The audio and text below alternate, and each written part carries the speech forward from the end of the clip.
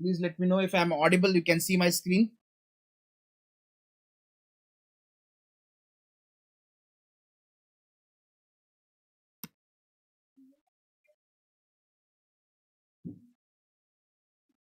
Please let me know if I am audible.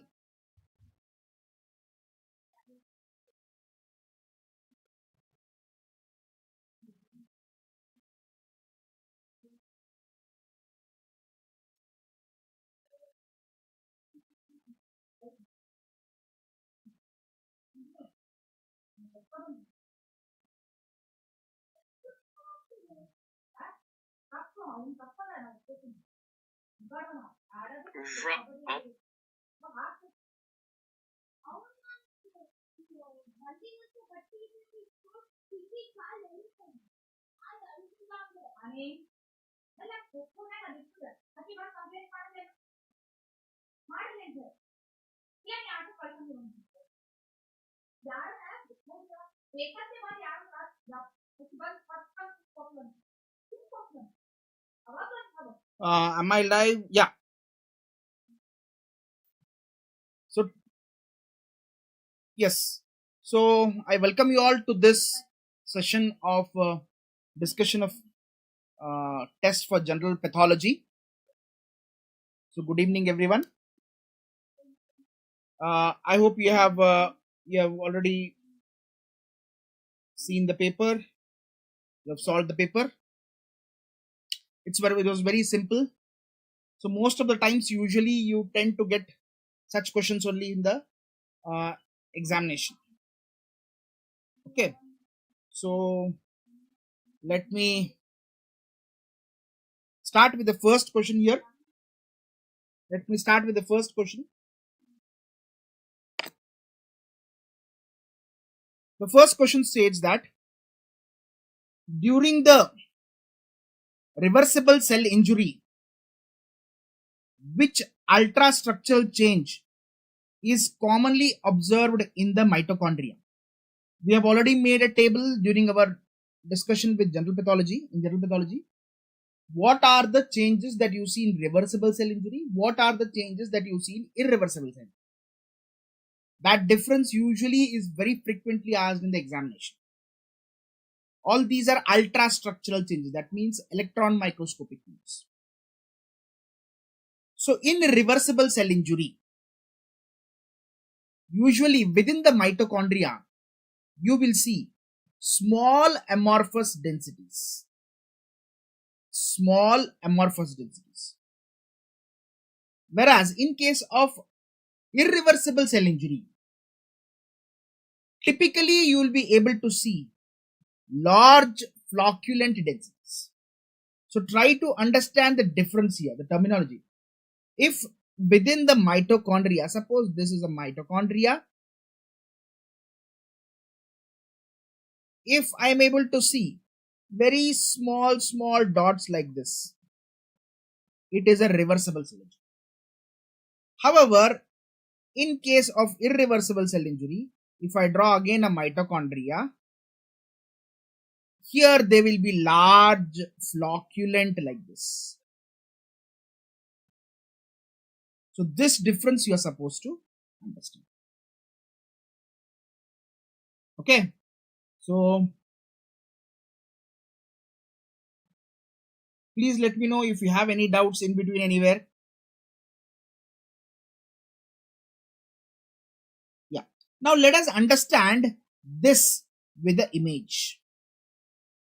If I'll take a image and if I see that in case of reversible cell injury, what are the changes that take place is chromatin clumping.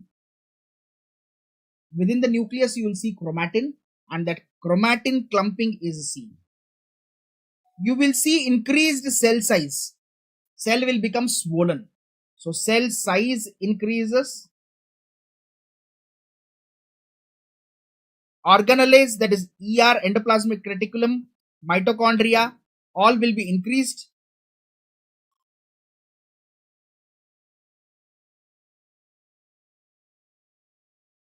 Chromatin becomes clumped. In the mitochondria, you will see small amorphous deposits.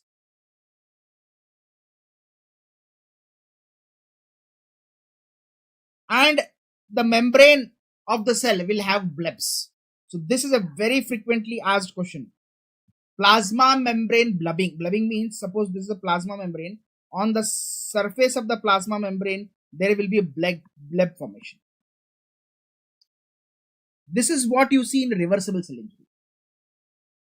In case of irreversible cell injury, which is progressive, if the injury or the stimulus which has caused the cell injury, if it persists, if it continues, cell will now enter into irreversible cell injury. What happens to the plasma membrane, which was intact here?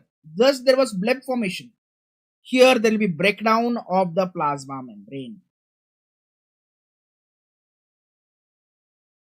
Breakdown of the plasma membrane.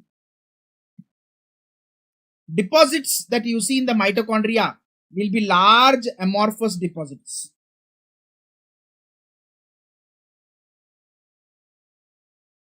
And whatever are the contents of the cell, they will come out. They will leak. As the plasma membrane is not intact, whatever contents of the cell are coming outside, there will be inflammation. Remember that in case of irreversible cell injury, there will be inflammation. Whereas in case of reversible cell injury, there is no inflammation. Why there is no inflammation? Because the plasma membrane is intact. If the plasma membrane is intact, the contents won't leak outside. If the contents won't leak outside, obviously there is no inflammation. There is no inflammation. So this is a very characteristic image you are supposed to understand. These differences are very, very important. Very, very important. Okay, great. Now let us move on to the second question here. What is the second question? Coagulative necrosis is the characteristic pattern of cell death for infarcts in all of the following organs except. Again, this is a commonly asked single liner MCQ. All of us know there are different types of necrosis which we have discussed. Coagulative necrosis, liquefactive necrosis. Liquefactive necrosis is also known as collicative necrosis. Then we have fat necrosis, we have fibrinoid necrosis. Okay, all these are the different types of necrosis we will come across. Here, the most important one is that coagulative necrosis is seen in most solid organs. Most of the solid organs will have coagulative necrosis except brain. Please remember, only brain will have liquefactive necrosis.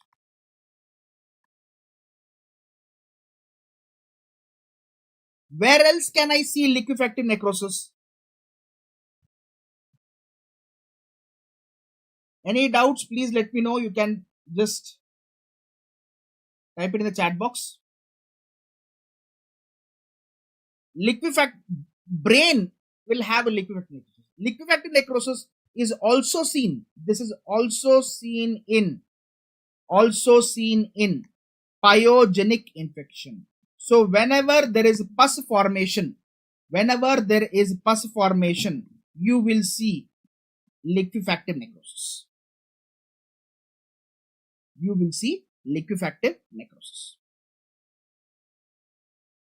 Okay, so the same question, the same point that is described here. Most solid organs undergo coagulative necrosis following the ischemia.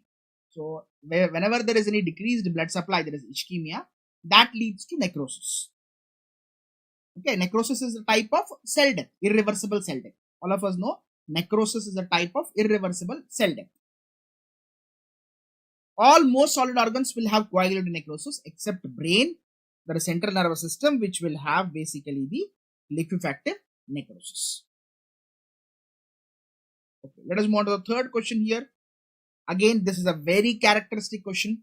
The questions which I have put here are all classical, which are frequently asked. So these are not like something which are extraordinary. These are usually available in most of your MCQ books.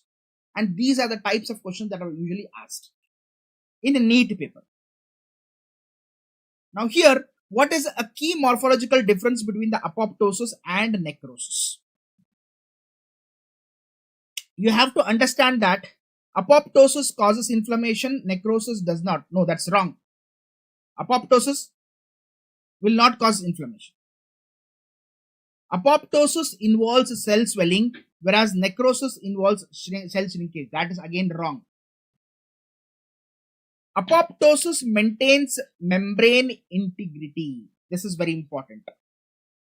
So apoptosis, for example, this is one cell, apoptotic cell. Okay, so this apoptotic cell,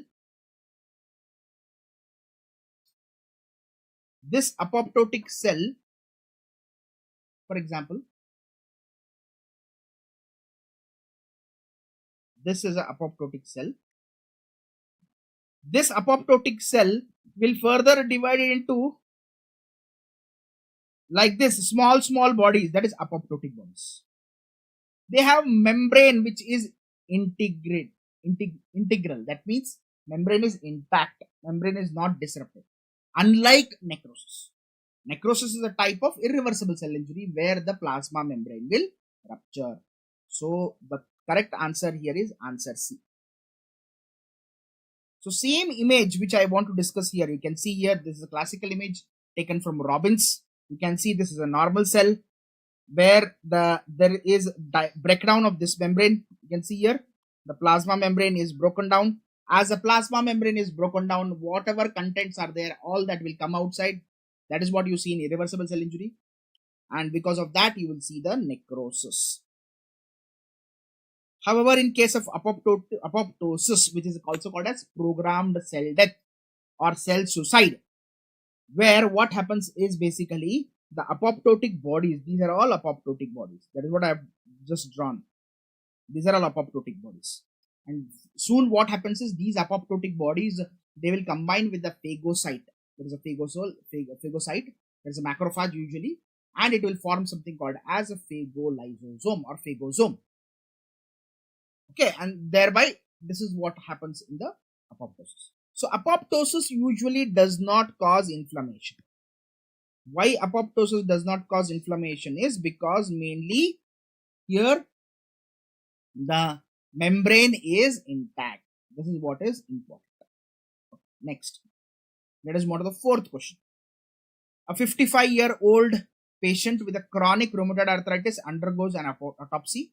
The spleen shows multiple small 1 to 3 translucent pale granules resembling grains of tapioca. This is very important. Sago, which we call in the Indian Hindi sabudana, which we call it as sabudana, right? All of us know tapioca means sabudana, white colored. So in rheumatoid, there is a patient of rheumatoid arthritis. There is deposition within the spleen, white nodules like this. So these nodules, where are they present? They are present in the follicle of the spleen. Spleen has got two parts, white pulp, red pulp. All of us know. White pulp is also known as the follicle of the spleen. So in the follicle or the white pulp, if you see white nodules looking like a tapioca, remember this, tapioca means sabudana. It is classically known as sago spleen. It's everything same. Sago spleen. Sago spleen. On the other hand, what is lardaceous spleen? Lardaceous spleen is the amyloid deposition that occurs in case of the red pulp. That occurs in case of red pulp.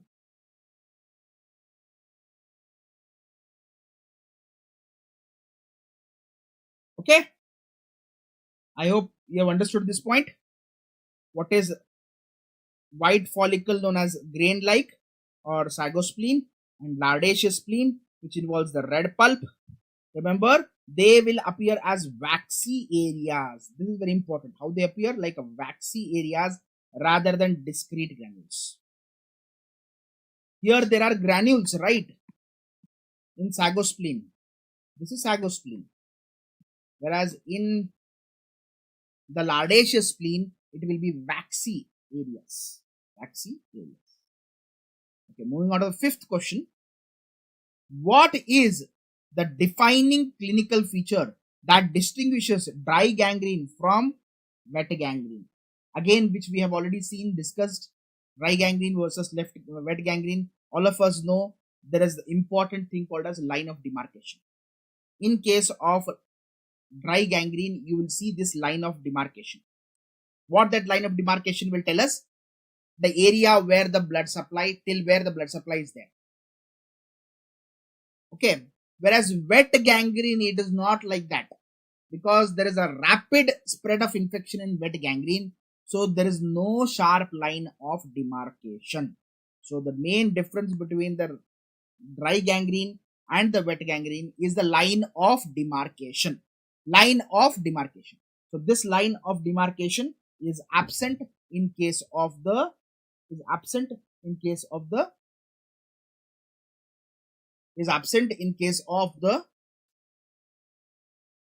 wet gangrene. It is present in the dry gangrene. Okay, so that is what is there. Dry gangrene has a sharp line of demarcation where the blood supply ends. Wet gangrene lacks this because the infection spreads rapidly into the healthy tissue. Okay, now let us move on to the next question here. Which of the following molecule is responsible for rolling step of leukocyte extravasation? All of us know that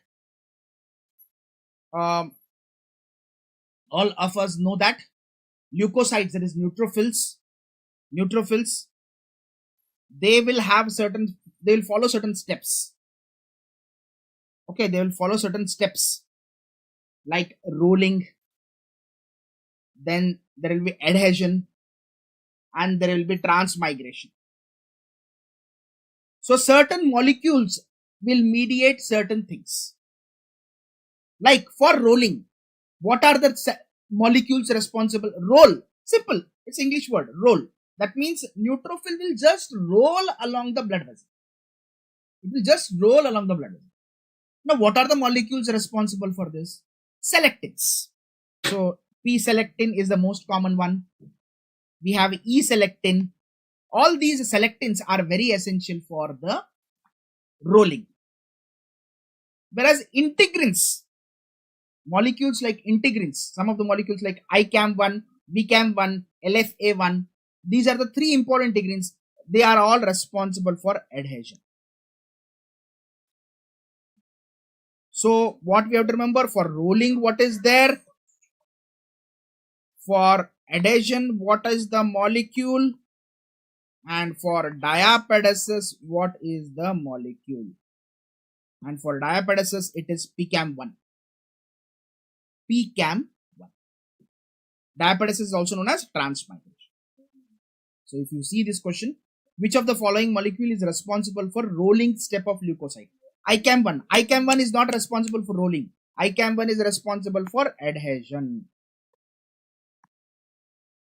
PCAM1 or CD30, it is also known as CD31, is responsible for diapedesis.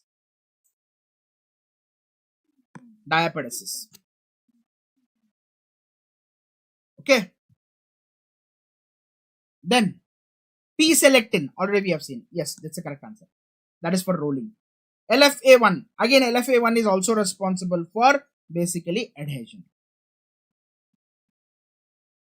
Is also responsible for adhesion. So you are supposed to remember these molecules and the process which they mediate. Okay, let us move on to the next question here. Which of the following interleukins is primarily recognized for its potent anti-inflammatory properties? That means against the inflammation. It's an anti-inflammatory and has the ability to synthesize the pro-inflammatory cytokines like TNF-alpha and interleukin 1. So remember, anti-inflammatory cytokines means always you have to remember interleukin 10. Never ever forget this. Interleukin 10 is a very potent anti-inflammatory cytokine. Most potent. Okay, if you see. Whereas all the others, if you see, interleukin 1, interleukin 6, interleukin 8, they are all not anti-inflammatory. They are pro-inflammatory. They are pro-inflammatory. So anti-inflammatory is interleukin 1. So you are supposed to remember which are the anti-inflammatory, which are the pro-inflammatory cytokine. There is one important MCQ related to the interleukin 1, that this is pyrogenic interleukin. What do you mean by pyrogenic interleukin? Pyrogenic means it causes fever. So whenever there is fever, usually that is because of the release of interleukin 1 by the inflammatory cells. Now the question comes, why are we, or what is the mechanism of action by which the interleukin 10 acts? Interleukin 10 mainly acts by down regulating MHC class 2 molecules. So there will be MHC class 2 molecules on the macrophages. Just remember, on the macrophages, we have, all of us know MHC is major histocompatibility. It's class 1, class 2, class 3. Class 2 is present on macrophages. What these interleukin 10 will do is, they will down regulate its expression. If down regulation takes place, that means macrophage function reduces. If macrophage function is reduced, that is basically a anti-inflammation. Macrophage is an inflammatory cell. So you are down regulating macrophage. So it's an anti-inflammatory. So this again can be a MCQ. Interleukin 10 acts as a potent anti-inflammatory cytokine by down regulating 1, 2, 3, 4 MHC2, major histocompatibility 2 molecules present on the macrophages.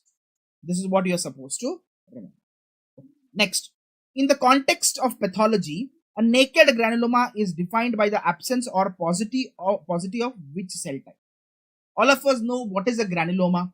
A granuloma means it will have a central cells, that is a giant cells, epithelioid cells in the center. Okay, in the center you'll be seeing giant cells, epithelioid cells. Around that you will see lymphocytes. And you will see fibroblasts. So central part that you are going to see is your epithelioid cells and giant cells.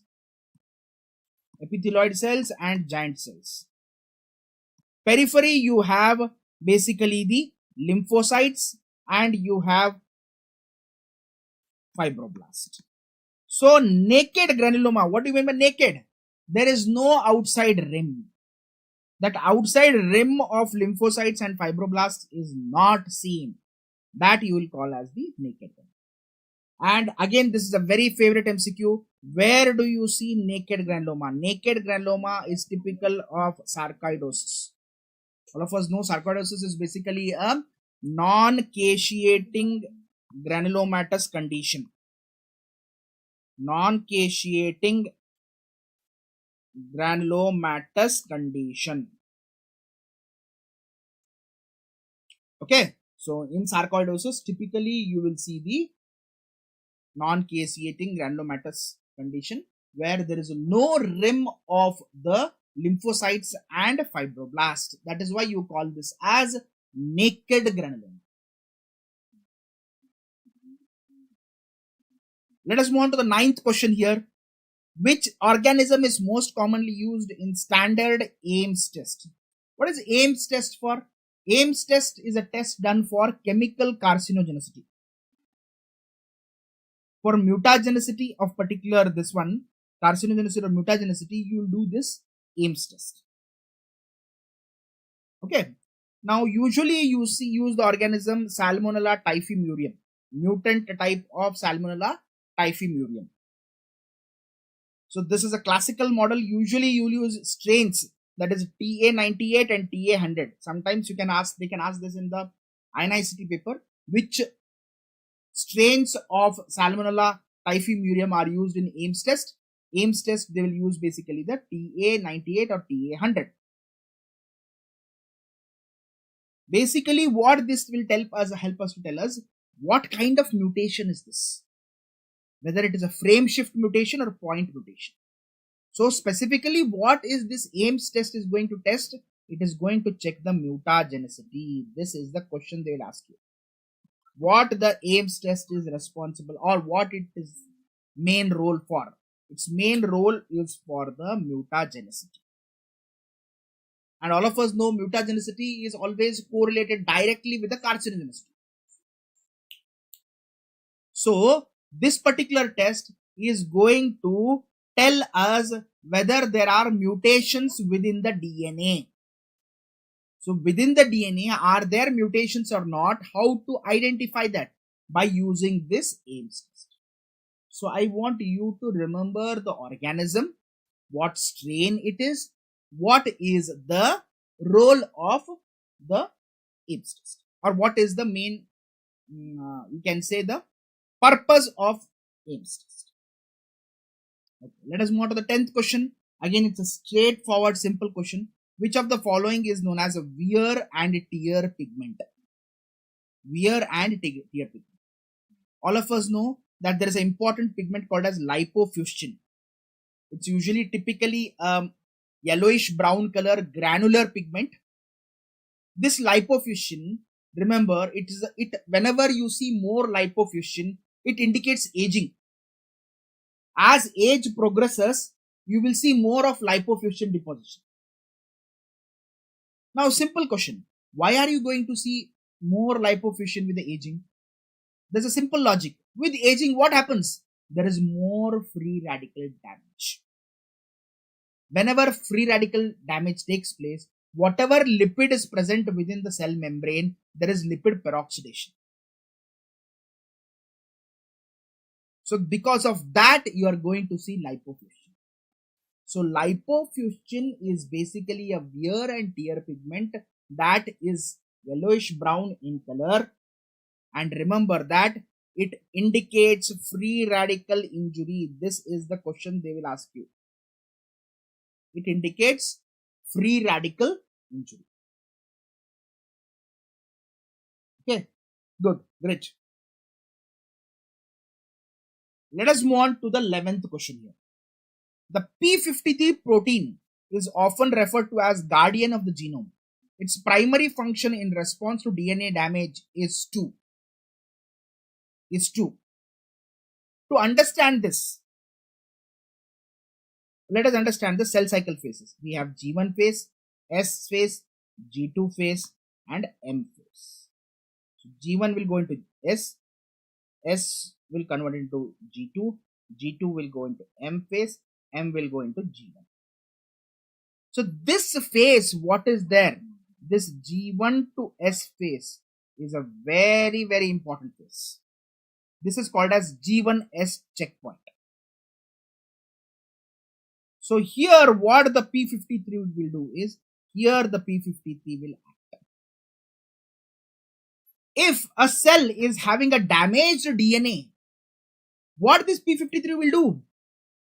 It will not, either it will arrest the cell, that is it will undergo apoptosis, or the damaged DNA will be repaired.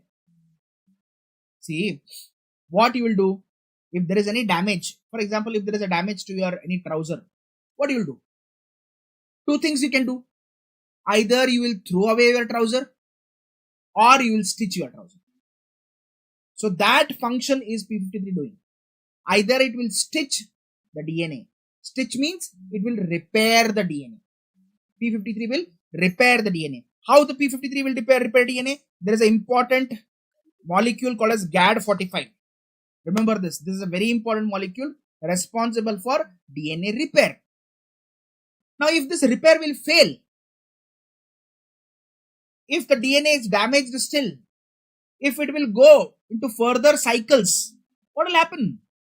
The mutation will go on transmitting into further offsprings. So to prevent that, which can be carcinogenic, to prevent that, at the G1S checkpoint, it induces cell cycle arrest or apoptosis. Okay. It can either cause the cell cycle arrest or apoptosis, or it can also cause a repair. Please remember, that's not there in the option, but you should know. You should know. So that's what is the same thing here. P53 acts as G1S checkpoint. If the DNA is damaged, it stops the clock to allow for the repair of the orders, that is cell suicide or apoptosis, if the damage is too much. It's also known as guardian of the genome or molecular policeman. Everything we have already discussed. Same thing. So P53 is the most important molecule, very frequently asked. Tumor suppressor genes. There are certain tumor suppressor genes we have discussed. We have discussed in detail about P53 and retinoblastoma. Those two are very frequently asked in the examination. Okay, that too particularly P53. So P53 is usually present on the chromosome number 17. Please remember this. P53 is a gene that is present on the chromosome number 17. Okay, let us move on to the 12th question. It's a straightforward question. I need not discuss much about this. Which of the following components constitute Virchow's triad in thrombus formation? So there is something called as Virchow's triad. There is also Virchow's triad in your orthodontics also. So this is a Virchow's triad in pathology, which is you see in case of thrombus formation. In thrombus formation, basically when a thrombus will be formed, there should be three things. One is there should be some damage to the endothelium. Directly thrombus will not form on its own. Whenever damage takes place to a cell, injury takes place to a blood vessel, endothelial lining which is there inside will get damaged. Then what happens is, next, stasis of the blood will take place. And hypercoagulability, because of these three things, combination of these three things leads to thrombus formation. So thrombus formation occurs not just because of endothelial injury, it also occurs because of stasis of the blood flow, particularly the venous blood flow, and hypercoagulability.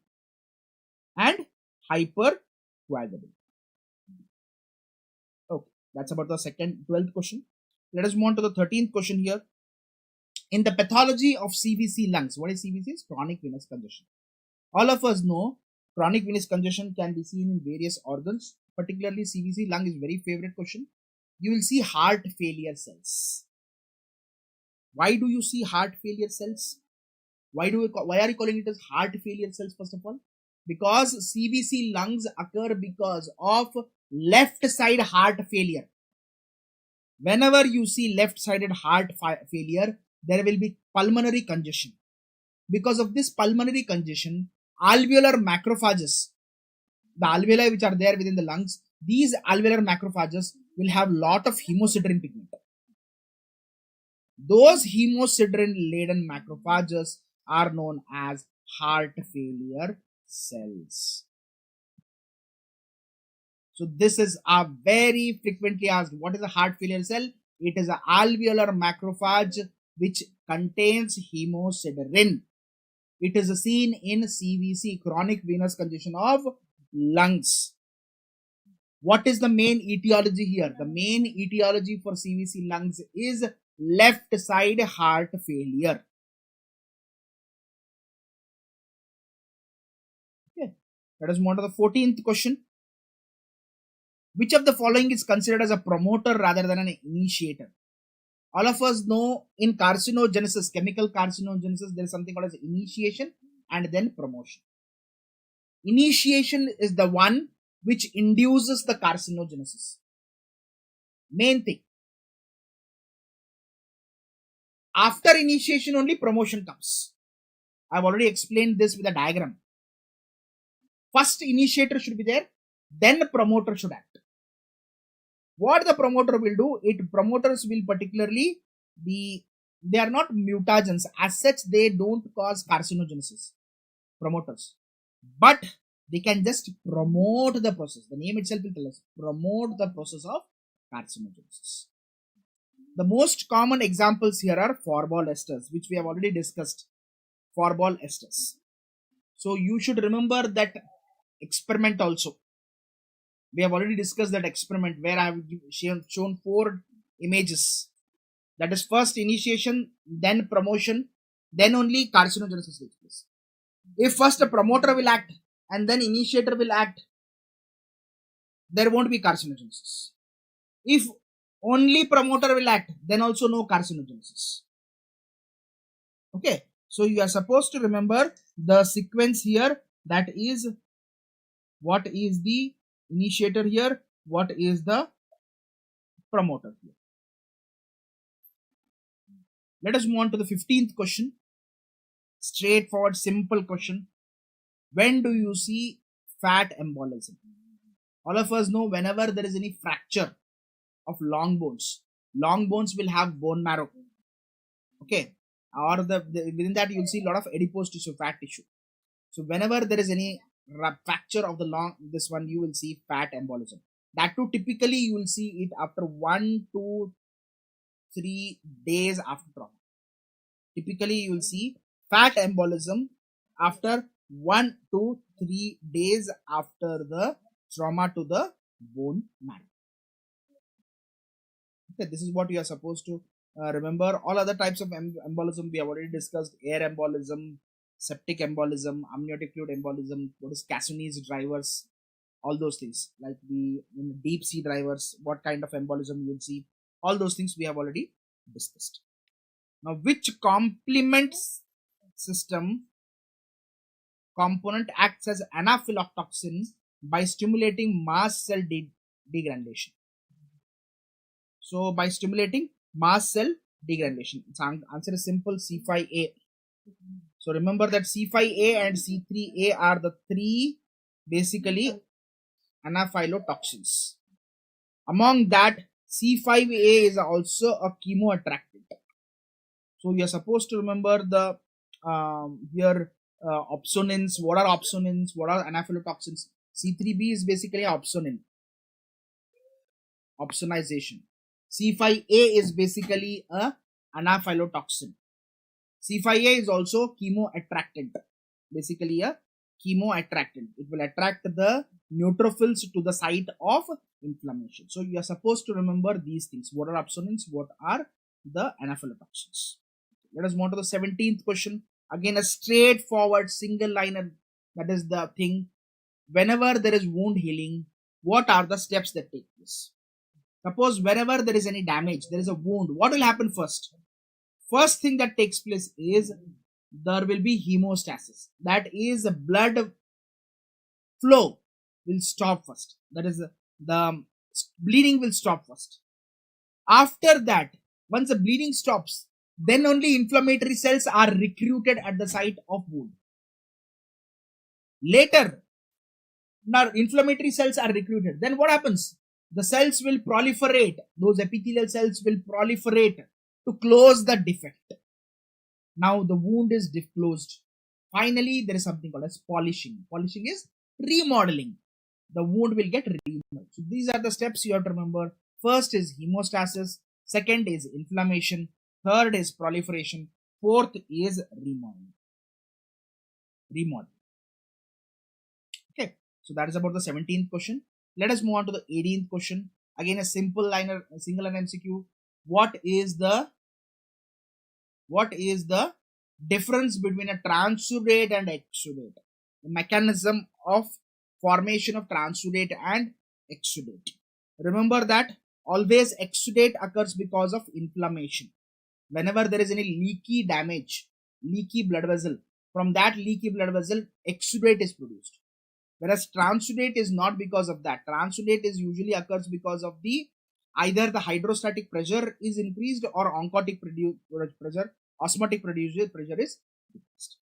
So these are the two important mechanisms through which you will see the transudate. I hope all of you have got the table difference between transudate and exudate. The table is very, very important. Specific gravity, LDH levels, sugar, protein, everything you should be aware of, and causes of transudate, causes of exudate, all those are very frequently asked. And in general medicine, they will ask you, there's something called as pleural effusion. Okay, all of us know pleural effusion. It could be either transudative or exudative pleural effusion. There is one criteria called as Light's criteria.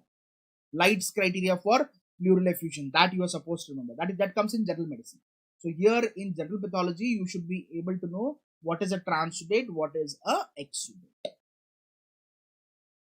Next, a pathologist is examining a kidney biopsy from a patient with suspected systemic amyloidosis.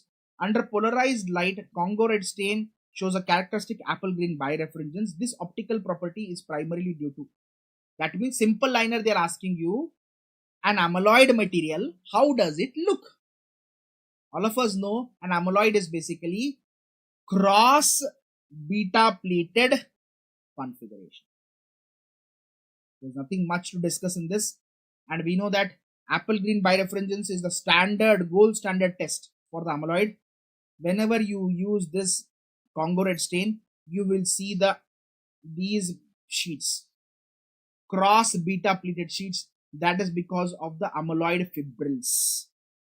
Amyloid fibrils. Whenever you see, basically Congo red stain can't be used in a normal light microscope.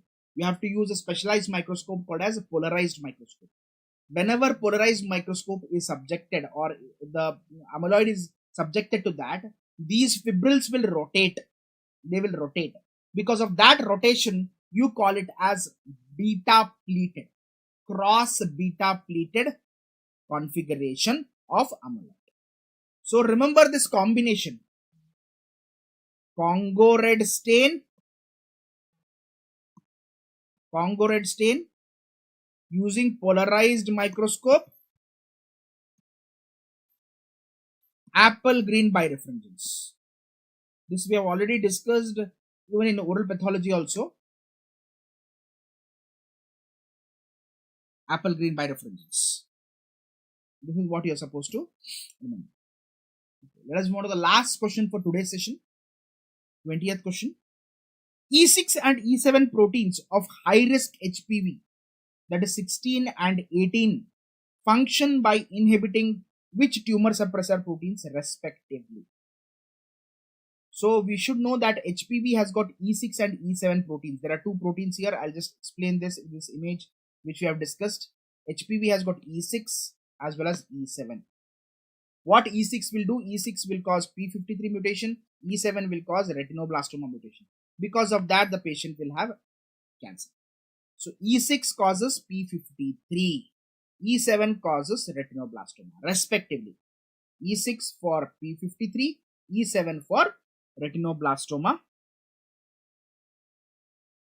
in case of the stepladder in-gel electrophoresis. Yes. So this is what you are supposed to remember about the HPV. Again, HPV, carcinogenic or oncogenic viruses, again is a very favorite topic in the examination. They'll usually ask this HPV or EBV. So HPV, you have to remember what are the oncoproteins, E6, E7. What E6 will do? E6 will cause mutation of P53. E7 will cause mutation of the retinoblastoma, because of which the patient can develop cancer. Okay. So that completes the discussion of general pathology. I hope this session would have helped you. Okay. So go through these questions. These are all straightforward, simple questions. Okay. But in the examination, always I always tell my students that first perfect the things which are commonly asked. That's the most common mistake usually students tend to do. They will try to find out the rare things. In general pathology, you will have a lot of molecular, that P chromosome, short arm, long arm, which gene. Okay, all those things are there. I agree.